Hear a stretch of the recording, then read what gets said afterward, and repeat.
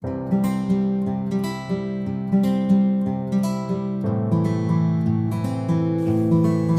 warahmatullahi wabarakatuh. Perkenalkan, nama saya Dian Tarsia dari PSIK 1E. Di sini saya akan menginformasikan atau memberikan penyuluhan tentang penyakit anemia. Semoga penyuluhan yang saya berikan ini membantu masyarakat supaya terhindar dari penyakit anemia dan semoga bermanfaat. Terima kasih. Assalamualaikum. Waalaikumsalam. Perkenalkan, nama saya Tian Tarsia dari Universitas Paletehan. Sebelumnya saya banyak terima kasih kepada Mbak sudah meluangkan waktunya pada pagi hari ini. Mbak boleh sebutkan nama Mbak siapa, umur juga? Mbak Wati. Mbak Wati umurnya berapa, Mbak? 20 tahun. Ya, umurnya 20 tahun. Mbak, saya di sini akan menyampaikan penyuluhan tentang pencegahan anemia bagi remaja ya, Mbak ya. Kontrak waktunya sekitar 10 sampai 15 menit. Apakah Mbak bersedia? Bersedia. Alhamdulillah, kalau Mbak bersedia, kita mulai saja ya, Mbak ya. Penyuluhan pada pagi hari ini tentang pencegahan anemia. Saya sudah mengirimkan leaflet atau kayak brosur gitu ya, Mbak ya, tentang penyakit anemia gitu pada remaja. Mbak, sebelumnya tahu nggak sih Mbak pencegahan anemia pada remaja itu, penyakit anemia pada remaja? Nggak tahu, Mbak. Nggak tahu. Ini Mbak ya, ininya saya akan jelasin. Seperti yang di sini ya, Mbak ya. Ini pencegahan anemia pada remaja. Nah, apa sih anemia itu? Mbak tahu? Tidak. Tidak. Nah, anemia adalah suatu penyakit dengan keadaan hemoglobin atau bisa disebut Hb ya, Mbak ya, dalam darah kurang dari ukuran normal yang disebabkan ukuran zat besi V atau lebih sering dikenal dengan kurang darah atau anemia ya, umumnya Mbak bisa dikenal kayak gitu, terjadi pada orang hamil dan remaja.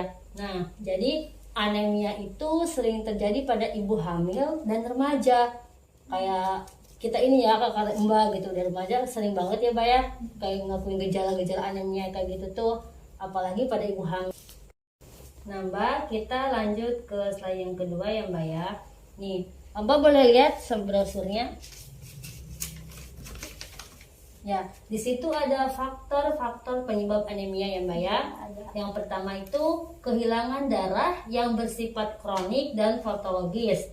Dan yang kedua, kemampuan yang meningkat pada premanunitas pada fase pertumbuhan wanita remaja. Diet yang buruk dan diet rendah besi. Nah, mengonsumsi makanan nabati yang mengandung zat besi yang sedikit dibandingkan dengan makanan hewani. Dan yang kelima, remaja putri biasanya ingin tampil langsing ya, Mbak ya. Remaja putri ingin tampil langsing gitu, sehingga membatasi asupan makanan setiap harinya. Nah, manusia itu kehilangan zat besi 6,0 yang diekstrasi khususnya harus melalui proses tinja. Nah, yang selanjutnya Mbak, tanda-tanda gejala anemia ya, Mbak ya. Nah, situ ada Mbak tanda-tanda anemia. Ya. Di sini tanda-tanda gejala anemia itu 5L. Lemah, letih, lesu, lelah, lalai. Ya. 5L itu ya, Mbak ya, lemah, letih, lesu, dan lalai. Nah, warna kulit biasanya pucat, mata berkunang-kunang, peka terhadap cahaya, pusing ya, Mbak ya, itu tanda-tanda gejala anemia. Napas pendek, tidak kotor, kuku sendok tuh kayak kecil-kecil gitu loh, Mbak ya. Selera makan menurun dan sakit kepala bagian portal. Definisi zat besi yang mengganggu polipensi pertumbuhan sel. Nah, yang utama adalah sumsum tulang setelah sel dari sel. Nih, dampak anemia bagi remaja ya, Mbak ya. Nih, dampak anemia bagi remaja ini dapat menurunkan semangat konsentrasi dan prestasi belajar. Yang pertama, yang kedua mengganggu pertumbuhan sehingga tinggi badan tidak optimal. Nah, jadi faktor kita kurangnya tinggi gitu ya, itu dari dampaknya anemia gitu Mbak. Terus menurunkan kemampuan fisik dan kebugaran. Terus yang keempat, mengakibatkan kadar muka pucat. Ya, jadi kalau yang punya gejala anemia itu mukanya kurang seger dilihatnya itu ya Mbak, pucat gitu, lemes gitu. Terus rentan terkena infeksi karena kekebalan tubuh yang kurang. Jadi rentan terkena infeksi itu gampang terkena infeksi, menurunkan fungsi dan daya tahan tubuh. Apa sih faktor yang mempengaruhi HB? Nah, itu sudah saya jelaskan, HB itu hemoglobin ya Mbak ya. Yang pertama itu kehilangan darah yang disebabkan oleh adanya menstruasi. Nah, jadi kan yang namanya cewek gitu ya Bu ya, Mbak ya. Jadi kita kan sering haid ya kalau bahasa kitanya mah. Kalau bahasa ini menstruasi gitu ya Mbak ya. Jadi banyak keluar darah dari kita, dari vagina kita gitu ya Mbak ya. Pengalaman ya. Iya. Nah, yang kedua kurangnya zat besi dalam makanan yang dikonsumsi. Yang ketiga, penyakit yang kronis misalnya TBC, hepatitis dan sebagainya.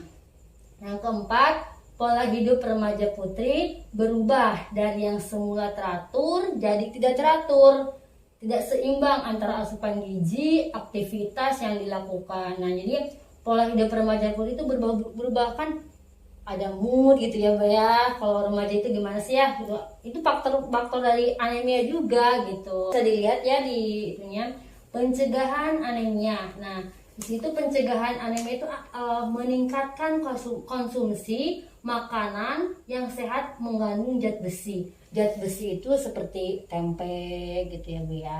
Bukan tempe, apa sih? Jagung gitu ya. Terus nabati katu, tempe, tahu, jambu, jeruk, tomat, dan hewani seperti daging ikan, telur. Nah, mengobati penyakitnya yang dapat menyertai malaria dan cacingan, minum suplementasi vitamin zat besi, misalnya tablet tambah darah. Kalau kita mah kayak ini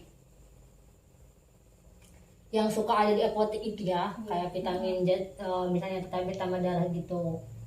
Nah, jadi pencegahan anemia itu bisa dimakan dari makanan sehari-hari kita, kayak tempe, tahu.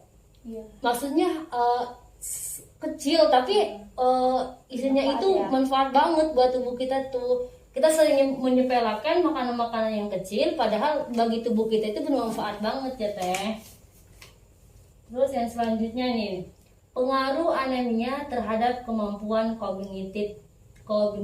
Nah, kognitif ini dalam ilmu pengetahuan adalah suatu yang didefinisikan secara luas mengenai kemampuan berpikir dan mengamati suatu perilaku yang mengakibatkan seseorang memperoleh pengertian, konsentrasi, suatu rangsang dari luar, memecahkan masalah, mengingat atau memanggil kembali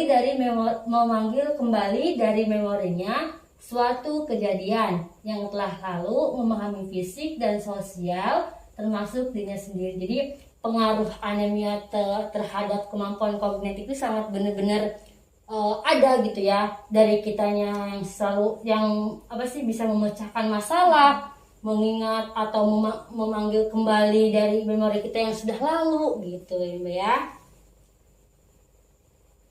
Dari penjelasan saya tadi, apa ada yang mau ditanyakan Mbak?